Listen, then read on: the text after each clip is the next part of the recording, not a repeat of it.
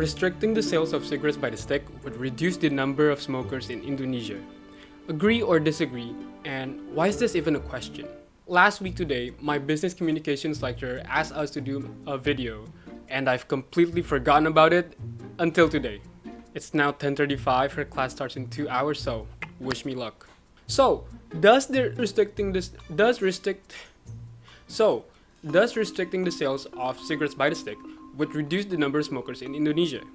To start, I'm going to tell you why this is such a big deal. The Indonesian smoking crisis. Indonesia has an alarmingly high number of smokers. In fact, according to the WHO data from 2023, approximately 2 out of 3 men in Indonesia are smokers. This makes it one of the largest markets for tobacco in the world. But the most terrifying part is who is starting to smoke. We're talking about children. Dalam video amatir berdurasi 35 detik ini terlihat 4 siswa sekolah dasar tengah menghisap rokok.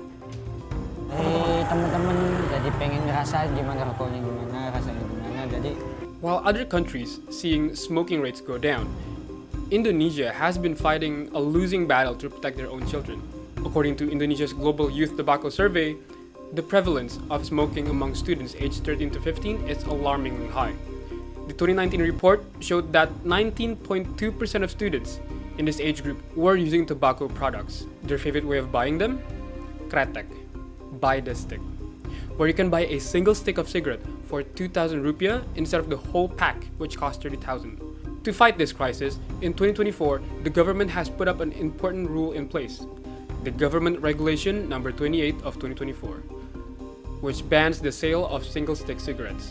And I think this is the most effective steps we have taken in decades. While many people on the internet believe that this is the wrong approach, they argue that it won't really stop kids from smoking, they'll just pull up their money to buy a full pack together. People say they're gonna make a black market out of this. I say this is effective. Why, do you ask? The answer is simple economics.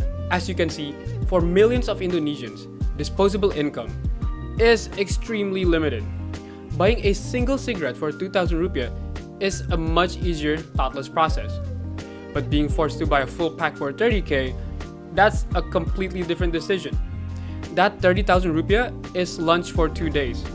It's worth a gasoline for the whole week. It is credit for your phone. And so much more.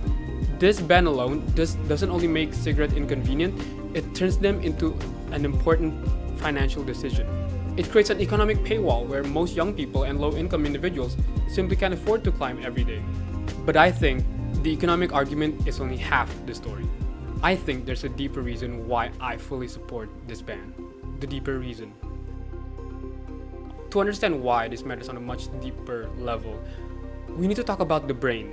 You see, when you face economic hardships, stress, or boredom, your brain craves this feeling of reward or relief.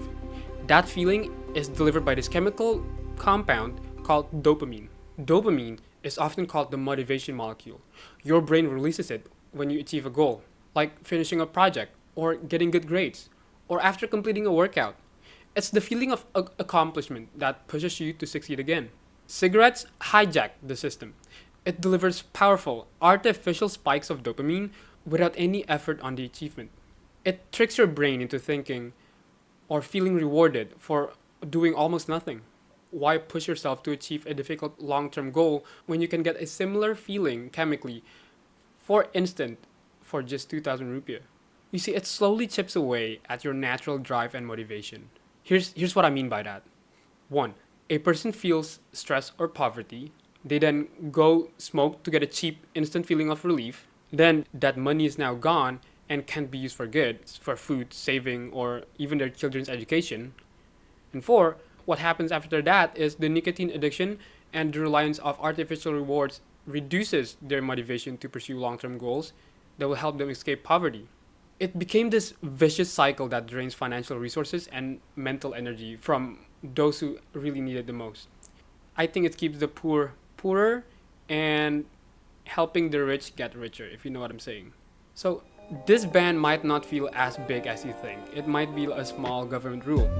But I think this is a vital step in breaking that cycle we have in Indonesia. There are many people who believe that this is the wrong approach, that they argue that it won't really stop kids from smoking because they can just pool their money to buy a full pack.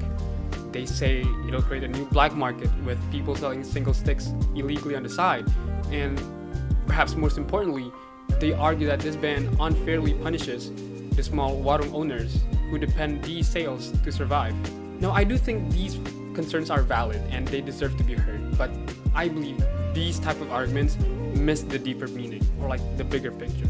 They focus on logistical challenges while ignoring the profound economic and psychological trap that sticks in these single stick cigarettes. Oh, I'm such a lyrical genius. But what do you think though? Is this ban the right move, or are there better ways to solve this issue?